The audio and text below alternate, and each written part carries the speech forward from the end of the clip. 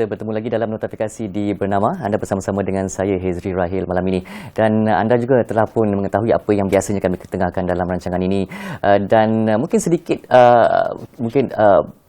satu, bukan persoalan tetapi satu perkara yang harus kita sedar, bahawa para wartawan ataupun petugas media sebenarnya adalah satu mungkin komponen yang besar dalam rakaman sejarah negara.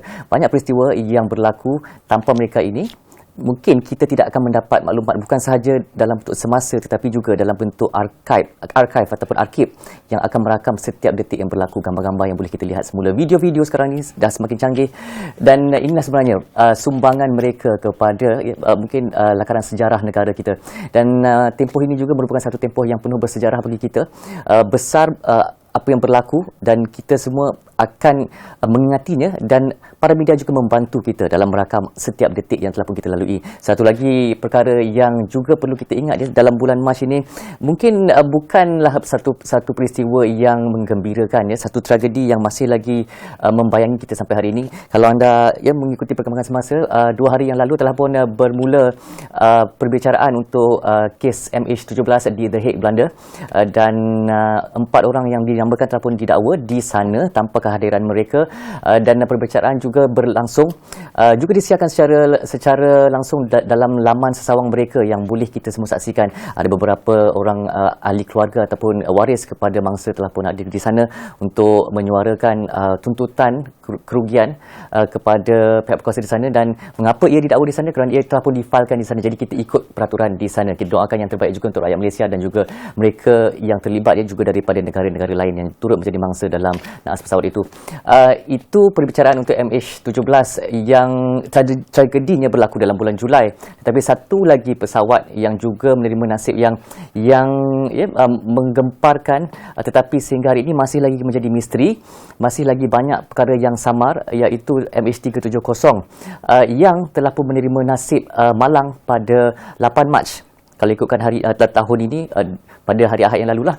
Dan tragedi kehilangan MH370 masih lagi menjadi topik yang menarik minat banyak pihak untuk cuba menyelongkar apa sebenarnya yang berlaku. Sedikit demi sedikit maklumat kita peroleh, dan ini akan kemudiannya dicantumkan membentuk satu gambar yang semakin lama semakin jelas. Walaupun sekarang ini belum lagi ada gambar penuh, tapi sebahagian daripada maklumat ataupun mungkin latarnya telah pun dikumpul oleh para wartawan, termasuk juga dengan seorang wartawan yang ada dengan saya di studio pada ketika ini, petugas media yang banyak membuat liputan mengenai tragedi MH370 dan juga kemudian MH17. Di studio dengan saya pada ketika ini Encik Muhammad Razman Abdullah yang merupakan editor bernama.com. Okey Razman, kita jumpa lagi. 6 tahun yang lalu, 6 tahun yang lalu, begitu pantas masa berlalu sehingga hari ini, apa yang masih lagi kuat ingatan Razman terhadap apa yang berlaku pada ketika itu? Ingatan yang kuat adalah sewaktu kita mendapat makluman mengenai pesawat itu hilang. Okey. Mula-mulanya semua yang beranggapan pesawat itu sebenarnya bukan hilang, dia cuma terputus daripada radar saja, dan telah mendarat di China. Di daerah lain bukan di Beijing yang sepatutnya dia sampai. So kita menganggapkannya sebagai satu perkara yang mungkin satu perkara yang normal, just technical glitch. And then beberapa jam kemudian kita cuba dapatkan confirmation daripada pihak MAS dengan pihak aviation industry punya, untuk mengesahkan bahawa pesawat ini memang tidak sampai. So daripada situlah bermulanya newsroom berkejaran maknanya cuba mendapatkan data apa semua. Ketika itu juga kita tidak berani juga untuk kita hanya mengeluarkan maklumat pesawat itu tidak tiba saja. Kita tidak, sebab tak dapat pengesahan pesawat itu hilang ke apa ke. Daripada mula mengetahui ataupun mula mendengar kehilangan pesawat itu sampailah detik kepada mendapat pengesahan rasmi, berapa lama tempoh tu kurang? Dalam beberapa jam juga lah. Okey. Beberapa jam. Dalam beberapa jam tu, kita tahu bahawa kita perlu berjaga-jaga dengan maklumat yang kita kongsikan. Kita perlu menapis jugalah supaya tidak tersalah sebar. Tapi yang bermain dalam kepala apa dalam beberapa jam sehinggalah mendapat tahu pengesahan itu? Ya, kebiasaannya first impression kita suspek dia terhempas. Okey. Dah ada terdetik lah.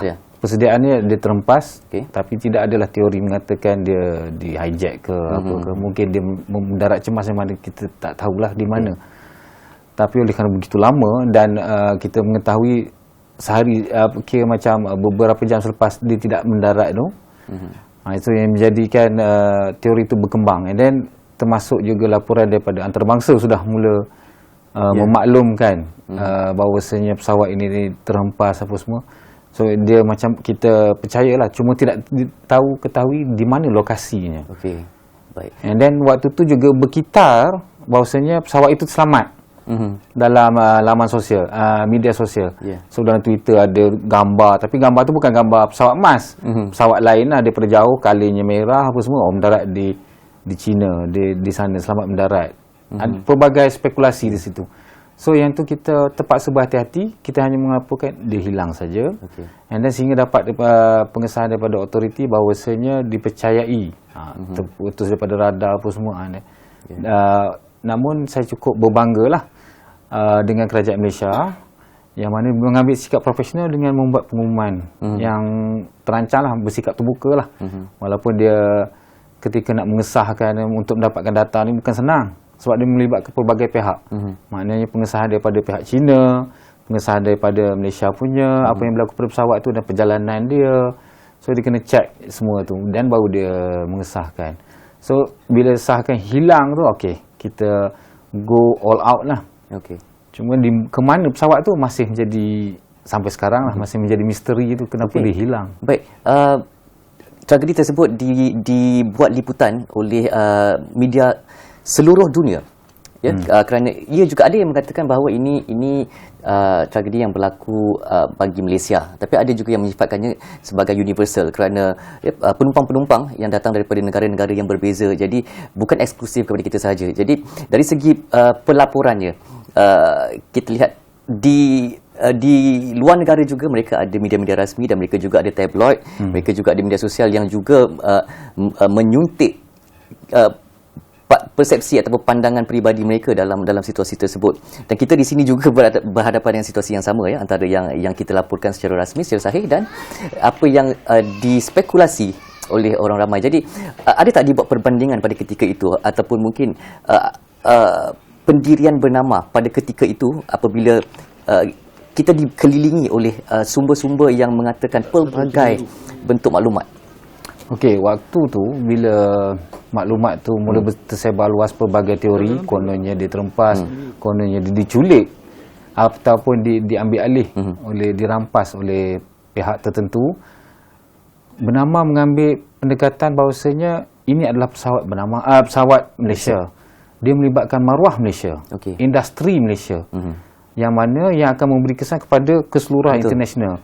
Dan rakyat dia membawa reputasi Malaysia sendiri. So bernama ambil approach bahawasanya kita lebih baik kita mengambil pada maklumat yang sahih daripada pihak berkuasa, kerana jika kita ambil daripada pandangan-pandangan tertentu, dia akan mewujudkan pelbagai spekulasi. Dan ini tidak membina dalam membentuk persepsi masyarakat dunia dan masyarakat kita sendiri. Jika kita terlalu bergantung percaya kepada teori-teori yang tertentu ataupun maklumat yang daripada media sosial, walaupun pelbagai teori seolah-olah macam meyakinkan berdasarkan fakta apa semua, tapi tidak boleh disahkan maklumat itu. So lebih baik kita bergantung kepada maklumat yang disalurkan oleh pihak kerajaan, ataupun kita hanya mendapatkan reaksi daripada keluarga saja. Tapi apa pandangan teori mengenai pesawat itu, kita tidak menggunakannya demi menjaga nama Malaysia kita. Untuk Malaysia ini bukan semata-mata penyebaran maklumat sahaja. Tanggungjawab yang besar tu. Ya, tanggungjawab yang besar. Kita tidak boleh bersikap macam okey kita pakai teori ni, kita pakai teori ni. Itu bukan cara bernama. Sebab teori-teori yang lain ni belum dapat disahkan. Kalau teori daripada macam pihak penganalisis antarabangsa yang mana dilantik oleh pakar-pakar industri penerbangan sendiri dan membuat keputusan dan diumumkan oleh pihak MAS bersama dengan menteri ketika itu, so dia lebih meyakinkan.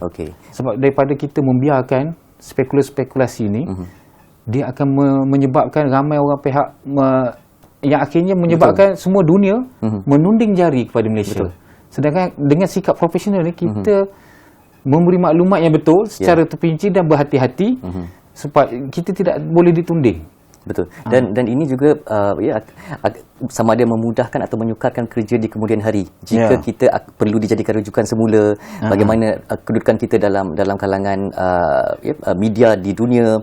Jadi menjaga kedudukan hari ini akan memberi kesan yang baik pada reputasi kita, betul. Dan ini juga saya kira menjawab persoalan dalam banyak lagi peristiwa-peristiwa yang berlaku sehinggalah hari ini.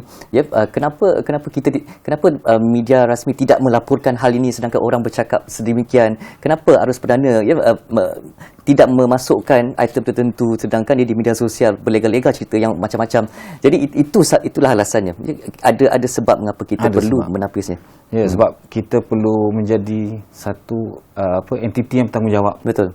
Maknanya kita menjadi media rasmi ni di dalam laman sesawang www.bernama.com ni pun kita tidak boleh sewenang-wenangnya menyebar maklumat mengikut teori pihak tertentu, walaupun teori ni katakanlah daripada bekas juruterbang Amerika Syarikat ke bekas juruterbang Australia ke, ini dia punya pandangan. Sebab di akhirnya seperti kita lihat macam mana pihak Amsterdam ataupun pihak berkuasa di sana yang penyiasat international punya mengambil bangkai MH17 tu, merungkai macam mana dia ditembak apa semua dengan bukti. Bila dijumpa bangkai tu baru dia boleh buat bukti. Begitu berhati-hati dan begitu teliti. Berhati-hati dan teliti. Sebab kalau dia tidak ada bangkainya, macam mana dia nak menceritakan apa yang sudah berlaku? Dan black box pun ada untuk MH17. So boleh dirungkaikan secara terperinci. Baik. Okey. Itu separuh daripada perbincangan kita untuk notifikasi pada ketika ini. Kita akan berehat seketika dan kembali semula. Selepas itu kita sambung lagi cerita kita tentang MH370 dan mungkin sedikit tentang MH17 juga.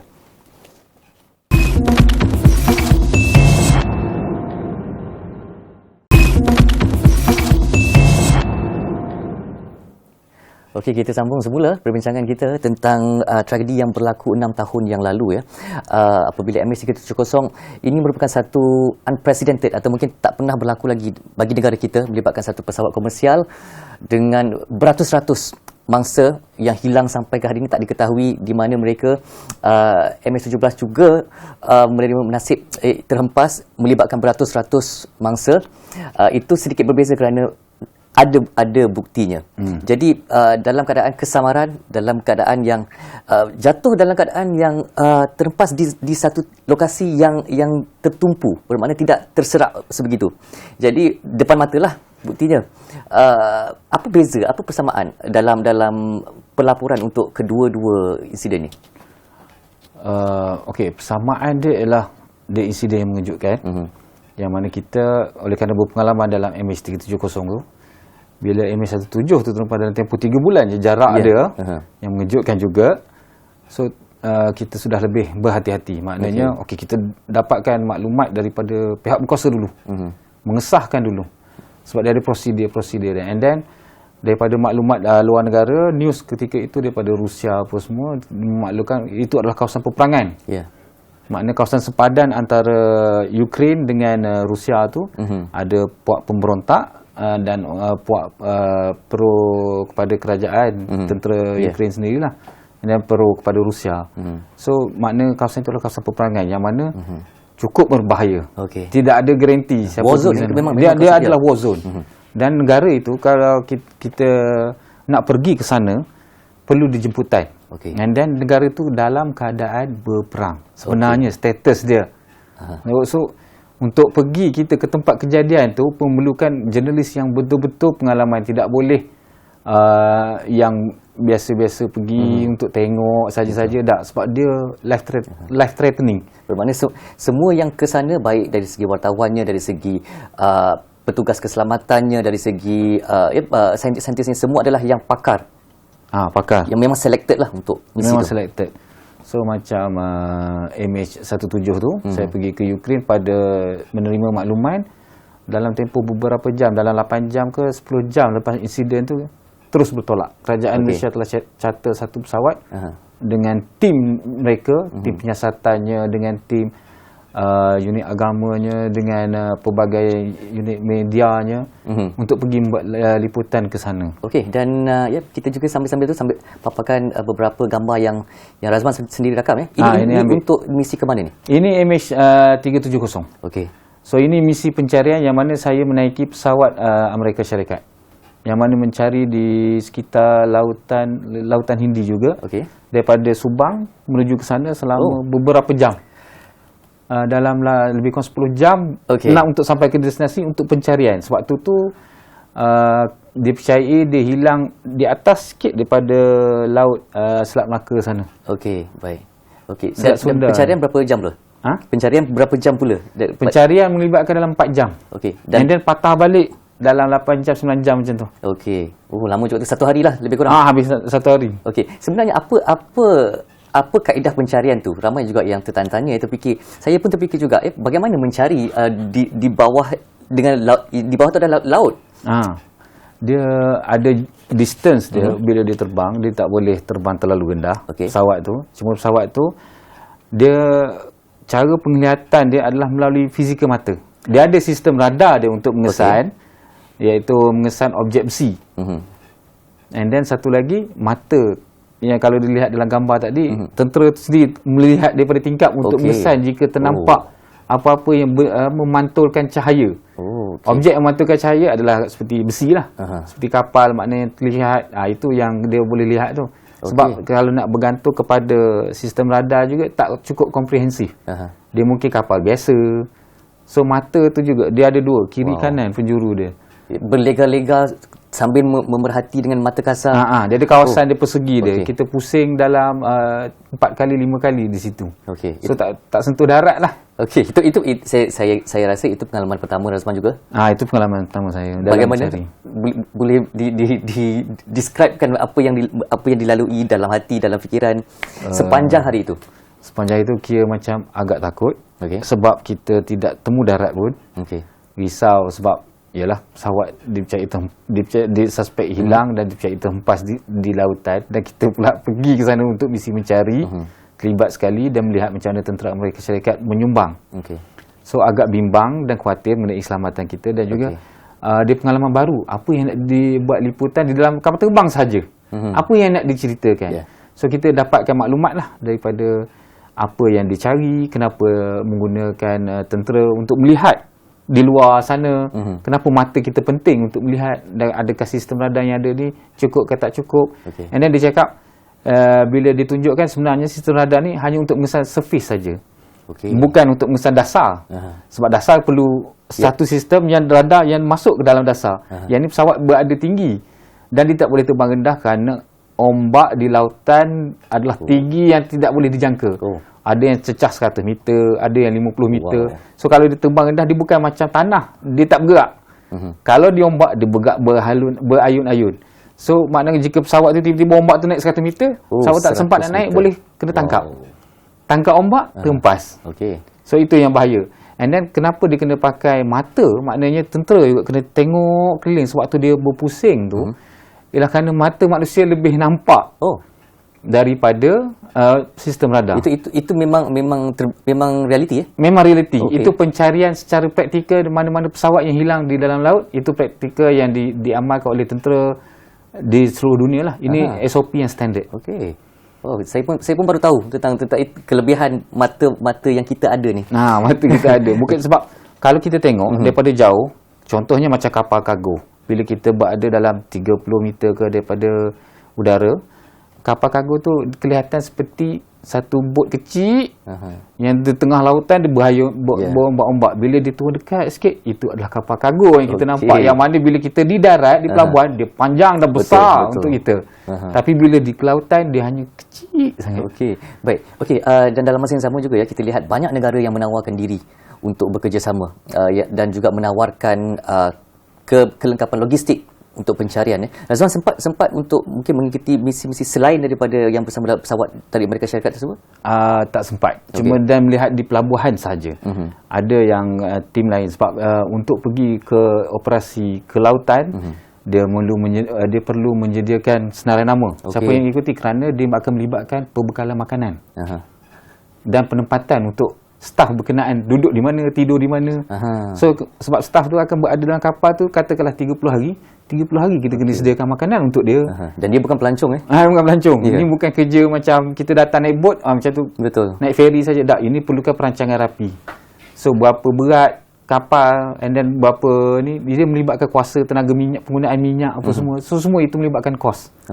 So misi tu memang ada khusus. Kalau kita tengok waktu tragedi MH370 tu adalah satu yang paling cantik sekali adalah kerjasama antara negara-negara.